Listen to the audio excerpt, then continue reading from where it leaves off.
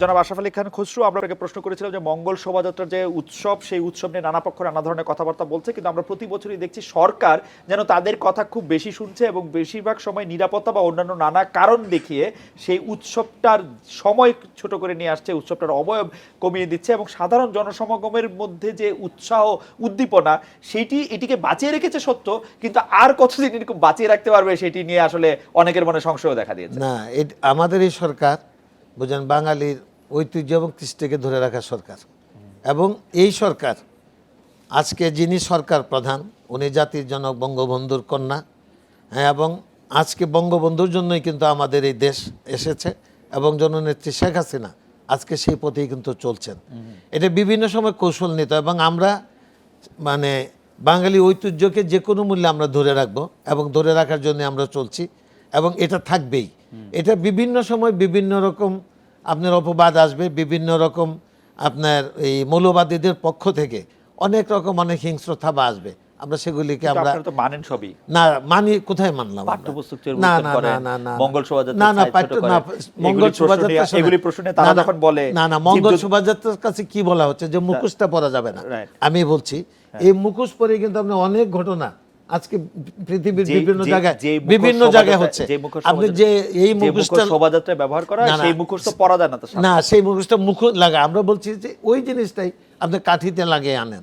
কারণ আপনি যে একটা যদি মৌলবাদী বলেন কিংবা আপনি সন্ত্রাসী বলেন, যখন একটা মাছ হয় এত সমাগম হয়, এখানে যদি সে একটা মুখোশ লাগিয়ে যদি একটা ঘটনা যদি ঘটিয়ে ফেলে তাকে কিন্তু আইডেন্টিফাই করা যাবে। আমার মনে হয় যে আমরা একটু শিল্পগুরু আছেন এখানে অধ্যাপক নিসার হোসেন, তার কাছ থেকে একটু শুনি যে কারণ তার পরিকল্পনা বা এই ব্যাপারে আপনার কাছে কি মনে হয় মঙ্গল শোভাযাত্রা। এবং আসলে তো আমরা এই যে শোভাযাত্রায় সিকিউরিটির ব্যাপারটা, নিরাপত্তার ব্যাপারটা 3 স্তর বিশিষ্ট 4 স্তর বিশিষ্ট, এটা তো আর সরকার শখ করে দেয়নি, এটা আমাদের নিরাপত্তার কথা বিবেচনা করেই দিয়েছে। এবং আপনারা জানেন যে যেভাবে মৌলবাদী জঙ্গিবাদ এগুলো সব কিছু বিস্তার ঘটছিল এবং যেভাবে তারা আক্রমণ করছিল নানা জায়গায়, তো সেটা তো আর কোনো বিকল্প আসলে ছিল না। আর তাছাড়া ওই যে 5টার মধ্যে সীমাবদ্ধ করে আনা, এটা কিন্তু ঢাকা বিশ্ববিদ্যালয়ের কিছু পরিস্থিতির কারণে কিন্তু আমরা বিশ্ববিদ্যালয়ের প্রশাসন থেকে কিন্তু সিদ্ধান্তটা হয়েছিল যে আমরা 5টার পরে বিশ্ববিদ্যালয় এলাকায় কাউকে থাকতে দেবো না। কারণ দেখা গেছে সরোয়ার্দী উদ্যানে ঘটনা ঘটেছে, কিন্তু সমস্ত মিডিয়া সমস্ত লোকজন ঢাকা বিশ্ববিদ্যালয়কে বলছে যে তোমরা কি করলে এরকম। তো এই সমস্ত কারণে ঢাকা বিশ্ববিদ্যালয় আসলে কেন ওটা করতে যাবে, তার যে অনুষ্ঠান সব তো সকালের দিকে শেষ হয়ে যায়। তো এইটা আর কি তারা ভেবেছেন। আর একটা জিনিস হচ্ছে যে পুরো জায়গাটায় এত রকম আইন শৃঙ্খলার রক্ষা করতে গিয়ে এত কিছু হয় যে ওখানে মেলার মতো হতো, জিনিসপত্র বিক্রি হতো, মানুষ যে আসে শুধু শোভাযাত্রা তো দেখবে না, বাচ্চা কাচ্চা আসে অনেক কিছু কিনবে, সেগুলো আমাদেরকে বন্ধ করে দিতে হয়েছে এই পরিস্থিতির কারণে।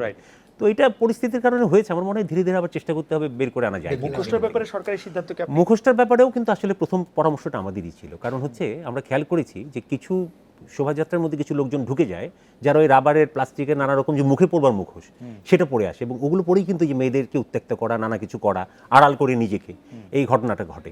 যখন সিসি ক্যামেরাগুলো লাগানো হলো তখন আমরা কিন্তু অনেকটা নিরাপদ বোধ করলাম, কিন্তু তখন এই প্রশ্নটা এলো যে কেউ যদি মুখোশ পরে কাণ্ডটা করে তাকে আমরা আইডেন্টিফাই করবো কি করে। তো আমরা এমনিতে কিন্তু নিজেরা মঙ্গল শোভাযাত্রায় কিন্তু কোনো মুখোশই মুখে পড়ি না, ওটার সাইজ এত বড় যে একটা মানুষের প্রায় অর্ধেকের সমান, তো ওটা কাঠিতে উঁচু করেই ধরতে হয়, মুখে পড়ার নয়। অধ্যাপক সিদ্দিকুর রহমান খান। আচ্ছা, আমার কাছে যেটা মনে হয় প্রত্যেক জাতি দেশ, সেখানে জাতি গঠিত হয় বিভিন্ন ধর্মাবলম্বীদের সমন্বয়ী। প্রত্যেক ধর্মাবলম্বীর নিজেদের ধর্মীয় আচার অনুষ্ঠান আছে, এর বাইরেও প্রত্যেক জাতির নিজস্ব কিছু পরিচয়মূলক প্রোগ্রাম থাকে, যেটার মধ্যে আমাদের এই পহেলা বৈশাখ। আর এই পহেলা বৈশাখের এই মঙ্গল শোভাযাত্রা বলেন আর যেগুলোই বলেন, তারা যে আপত্তিগুলো করে, এই শোভাযাত্রায় যারা অংশগ্রহণ করে সেই অংশগ্রহণকারীরা ওনারা যে সমস্ত কথা বলেন সেগুলো হৃদয়ে ধারণ করে কিন্তু যে আসেন এরকম না। আমরা এটাকে একটা উৎসব হিসাবেই দেখেন, এবং যারা শোভাযাত্রায় আসেন সেখানে বহু ধার্মিক লোক আছেন, বহু ধর্মকর্ম পালন করেন লোক আছেন। একটা সময়ের মধ্যে বছরের একটা নির্দিষ্ট আধা ঘন্টা 40 মিনিট এরকম একটা জাতীয় আনন্দের সাথে তারা যুক্ত হয়, এবং এইগুলোকে নিয়ে মানে আপনারা যারা মানে এগুলোর বিরোধিতা করতে যেয়ে দেখা যায় যে গোটা জাতিটাকেই একটা বিভ্রান্ত করার বা বিভক্ত করার একটা অপকৌশল অপপ্রয়াস তৈরি হয়ে যায়। তো এই ব্যাপারেও যারা এই সমস্ত ফতোয়া দেন বা তাদেরও একটা জাতির আবেগ অনুভূতির বিষয়গুলো তাদের ধারণ করা দরকার। আর যেটা স্যাররা বলেছেন যে আসলে আমি একটা সঞ্জিদা আপার একটা লেখা পড়েছিলাম যে আসলে আমরা যেটা উদ্দেশ্য করেছিলাম, এবং 2001 সালে যে রমনার বটমূলের যে মর্মান্তিক মানে একটা ঘটনা, এর আগে কিন্তু এটার মধ্যে একটা স্বতঃস্ফূর্ততা ছিল, কিন্তু যত কথাই বলি আমরা নিরাপত্তার চাদরে যখন একটা জায়গাকে সীমাবদ্ধ, তখন মানুষের মধ্যে আর এই স্বতঃস্ফূর্ততাটা থাকে না। তারপরেও আমি বলবো যে এর মধ্য দিয়েও যদি মানুষের নিরাপত্তা নিশ্চিত হয়, তারা যদি করতে পারে, তাহলে যে পরিস্থিতির মধ্যে ভালো হিসাবেও আমরা এটাকে অ্যাকসেপ্ট করতে পারি আর কি। ওকে, আরিফার হোসেন আপনার কাছে আমি আবারও বলছি যে আমি এখানে সবচেয়ে ছোট এই বিষয় নিয়ে কথা বলার জন্য, তারপর আমি আমার পয়েন্ট থেকে যেটা বলছি যে এই ধরনের আলোচনাগুলো অনেক হওয়া দরকার। যেমন আপনি বললেন যে সরকার কি মুখোশ ব্যান করে দিয়েছে নাকি, উনি চমৎকার একটা উত্তর দিল যে যে আমরা নিরাপত্তার জন্য মুখোশটা তুমি হাতে না মুখে না পড়ো, এবং আমার নেসার স্যারও বললো যে হ্যাঁ this was the reason. So এরকম কমিউনিকেশন আসলে প্রচুর হওয়া উচিত। আর সেকেন্ড বিষয় যেটা হচ্ছে যে এই মঙ্গল শোভাযাত্রা মানে থিমটাই হচ্ছে আমাদের নববর্ষে গানে বলা আছে যে মুছে যাক গ্লানি ঘুচে যাক জড়া। পেঁচার ছবি দেওয়ার একটা কারণ আছে, পেঁচা হচ্ছে মঙ্গলটাকে সরিয়ে ফেলে, if I am not wrong sir, অমঙ্গলকে অমঙ্গলকে তাকে সরিয়ে ফেলে। সব কিছু একটা সিম্বল আছে, কিন্তু এগুলো আমরা যত কমিউনিকেট করবো মানুষের কাছে তত কিন্তু এই ভুলগুলো ভাঙবে।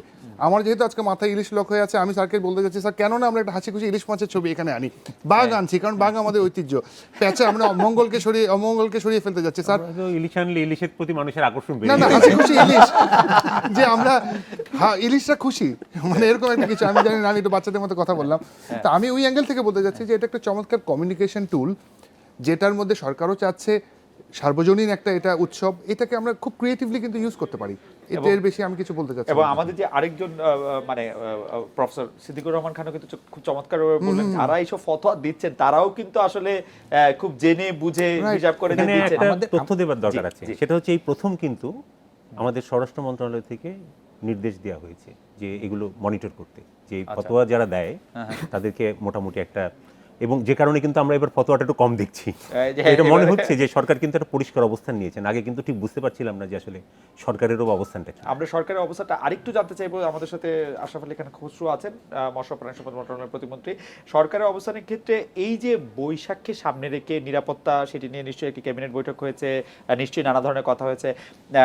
সরকারের উদ্দেশ্য হচ্ছে, আমি যদি স্বরাষ্ট্রমন্ত্রীকে কোট করি, ব্যাপারটা এরকম: সারা দেশে নববর্ষের অনুষ্ঠান নিরাপদ আনন্দময় করতে নিরাপত্তা ব্যবস্থা জোরদার করা হবে, কিন্তু পাশাপাশি উৎসবের যে রংটা সেটি হারিয়ে যাওয়ার ব্যাপারে অনেকে প্রশ্ন তুলে থাকেন।